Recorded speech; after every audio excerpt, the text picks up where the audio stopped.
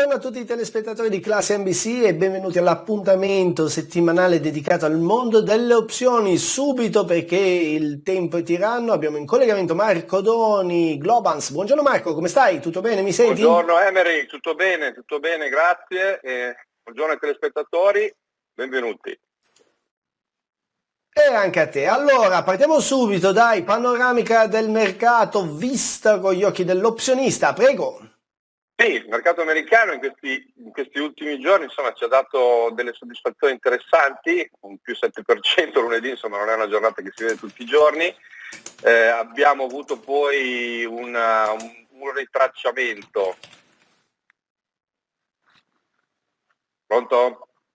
Prego. Io ti sento, ti sentiamo. Ok, niente, mi sono perso io un attimo. Dicevo, abbiamo avuto poi martedì una giornata che è partita molto bene e poi si è un pochino fermata verso la chiusura, chiudendo leggermente in negativo. Questo diciamo che è un po' dovuto al fatto che si è un po' razionalizzato, che è vero che comunque in Italia e in Spagna i numeri si stanno leggermente calmierando, la linea sta diventando insomma non più ripida come era prima sui contagi. Gli Stati Uniti un pochino sta migliorando, ma comunque siamo intorno ai 400.000 casi, quindi ovviamente di cui un terzo a New York, e questo ovviamente insomma, è ancora un problema, quindi direi che al momento negli Stati Uniti dobbiamo ancora aspettare almeno questa settimana è abbastanza critica, quest'altra settimana sono da monitorare molto, molto da vicino per capire poi l'eventuale direzione del mercato. Diciamo che dopo tutto quello che ha fatto la Fed, dopo tutto quello che ha fatto Trump come stimoli per ovviamente evitare grossi problemi, ci sta piano piano riuscendo, anche se, ripeto, a queste giornate di euforia con un 7% ovviamente sull'S&P 500 e poi ritorna un po' alla razionalità, e in questo momento conviene comunque rimanere abbastanza cauti, anche perché il VIX è ovviamente ritornato sotto i 50, quindi insomma questo è un buon segno. Ricordo che il VIX è l'indicatore pura, quindi la fase di panic selling è terminata, però c'è ancora un po' di paura. Abbiamo c'è tanto cash che sta aspettando di entrare sul mercato per capire qual è la direzione, chiaramente. Però rispetto al mio ultimo intervento sono un po' più positivo rispetto al mercato, quindi attenzione alle prossime 2 settimane, che possono essere diciamo quelle un po' decisive per quanto riguarda tutto l'aspetto del coronavirus negli Stati Uniti, ma il mercato è qui che insomma sta abbastanza scalpitando per ritornare un po' a quel trend che eravamo abituati a vedere. Ecco. Quindi attenzione, proteggersi, e poi dopo quando ti farò vedere la nuova operazione di oggi vedrai come è possibile fare questo tipo di protezione in modo molto semplice. E allora, sai che c'è? Andiamo direttamente, caro Marco Doni, a vedere quale operazione, anzi come sta andando l'operazione che eravamo ancora in ballo. Dai, partiamo subito, prego Marco. Allora, se mi mandi le slide così le commentiamo. Te le mando subito, eccola qua, prego.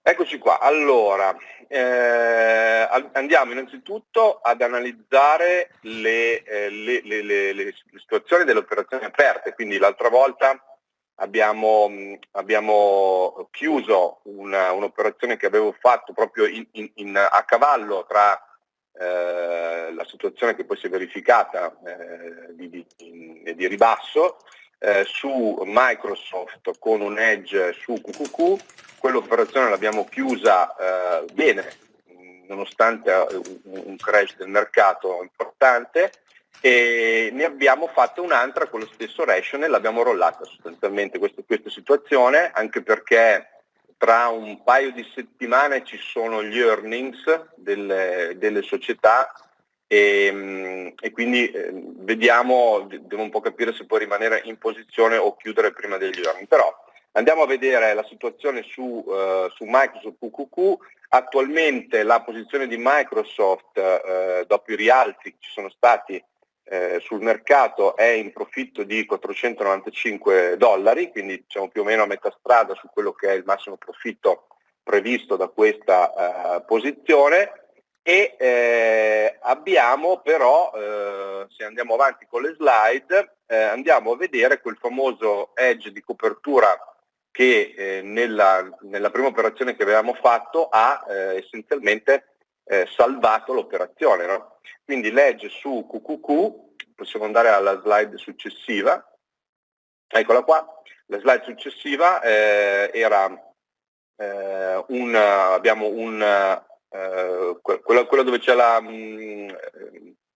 il grafico rischio rendimento. Microsoft $495 sì. di guadagno, il QQQ, l'edge sul QQQ, per chi non lo sapesse, l'ETF del Nasdaq, che esatto. era stato utilizzato per proteggere il Microsoft, è in perdita Esatto. di 342, quindi alla fine della fiera il profit è $153. Abbiamo una posizione al 7, quindi a ieri abbiamo un 12% sulla posizione, quindi tranquilli, massima tranquillità, non abbiamo grossi problemi su questo tipo di problematica, adesso di questa posizione. Adesso vedremo tra questa settimana e la prossima se eventualmente effettuare degli aggiustamenti di riduzione di rischio più che altro su QQQ, però vediamo se sarà il caso. Quindi questa posizione sta andando avanti, sta lavorando, sta stampando soldi, come dico io, nel senso che intanto che siamo in verde la situazione è positiva e va bene. Va bene, lasciamola andare. Andiamo a lavorare invece sulla prossima, l'operazione di questa settimana. Allora, cosa ci hai portato, caro Marco Doni? Ti ho un'altra cosa interessante, però prima ne abbiamo un'altra che era rimasta a mercato, che ti avevo fatto vedere, che era la famosa Lips, su quella società che faceva 5G, che era coinvolta nel 5G, giusto, che era sì, è vero, me l'ho già dimenticata. Allora, no, questa la teniamo, perché comunque ha retto bene durante tutto questo periodo e ad oggi abbiamo già recuperato quelli che sono state le perdite che ha avuto nelle settimane scorse. Siamo a break even, siamo a un 3% di profitto, ma questa, ripeto, è un'operazione che andremo a valutare bene dopo l'estate. Te la tengo lì per farti capire la potenzialità di questo tipo di strumento. Adesso andiamo a vedere invece la nuova Questa operazione. era quella di lunghissimo periodo, mi ricordo, sì, quella 21 sì, gennaio 2022 la scadenza, quindi era un'opzione veramente molto lunga, sì, da lasciare sì, lì e vedere quello che succede. Esatto, benissimo. E noi lasciamola lì. Andiamo sull'operazione della settimana. Sì. Allora, prego. Eccola qua. L'operazione della settimana è fatta sempre nella logica di questo tipo di mercato, in cui abbiamo individuato un sottostante che è molto, molto interessante in un momento interessante, perché stiamo parlando di Amazon che ha rotto i 2000, e 2000 è un livello interessante per Amazon, e nella nostra previsione, nella nostra analisi potrebbe anche arrivare intorno ai 2100 come previsione. Quindi segnale long su Amazon, dove andiamo sostanzialmente a fare un'operazione di bull call, cioè andiamo a fare un'operazione rialzista in cui andiamo a comprare una call a 2160 e andiamo a finanziarci questa call a 2160 andando a vendere la call 2170. Questa struttura ha il vantaggio di diminuire ovviamente il rischio subito iniziale della call comprata, ma non solo, ha anche il vantaggio di andare a neutralizzare quindi il Vega, cioè il Vega che è una delle grecche molto importanti da tenere sempre conto quando si fanno operatività con opzioni, e quindi in un'operazione long dove ho un Vega positivo non voglio avere questo valore molto alto perché chiaramente andrebbe a impattare molto sulle altre greche che mi consentono di trarre profitto da una posizione lunga, cioè il delta. Quindi il Vega viene neutralizzato e soprattutto viene anche molto limitato il θ, cioè l'effetto del tempo, in sostanza trasformando la mia operazione abbastanza neutra sul tempo e la direzione, quindi sono due variabili che ci giocano contro, che vengono neutralizzate, mantenendo la direzionalità, in questo caso rialzista, di previsione che abbiamo fatto. Il rischio su questa operazione con 3 contratti su Amazon è di circa $877, non circa, è di $877, con un massimo profitto con una scadenza al 22 di maggio di 2122, quindi siamo 1 a più di 2 circa di rischio rendimento. Questa è una situazione interessante, mi piace ripeto, se fossimo in una situazione di mercato non come questa ma un po' più chiara, questa sarebbe la posizione della giornata. In realtà, come detto prima, non voglio tenere questa operazione così com'è, come l'hai vista in questo momento, ma introduco la protezione.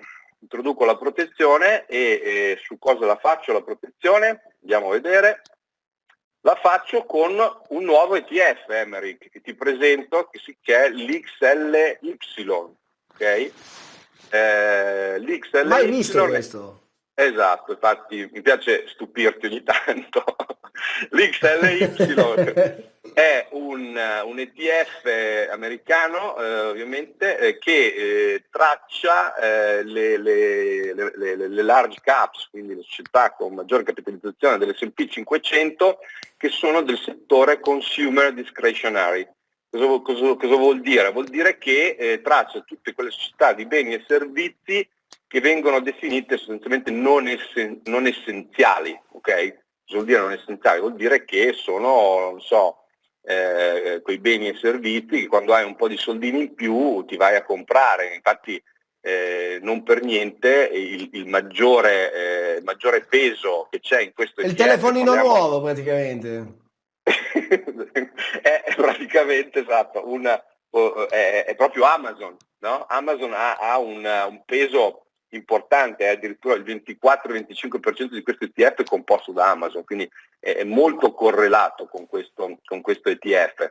Altre società sono Apple, sono McDonald's, sono Home Depot, okay? Quindi giusto per farti capire la tipologia dell'ETF.